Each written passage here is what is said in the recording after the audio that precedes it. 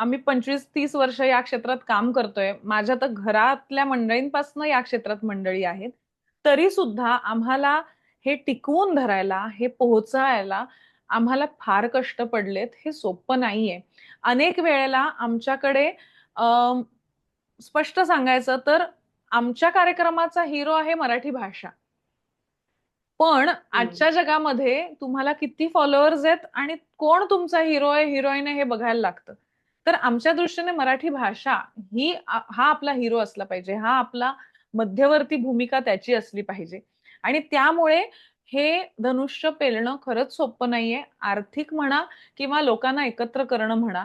हे गेले 3 वर्ष आम्ही करतोय, त्यात जाऊन करतोय आणि म्हणून आम्हाला हे माहिती आहे. तर मी काय आम्हाला वाईट अनुभव आले हे मला तुमच्यापाशी बोलायचं नाही. परंतु हे सोप्पं नाही. हा प्रवास सोप्पा नाही.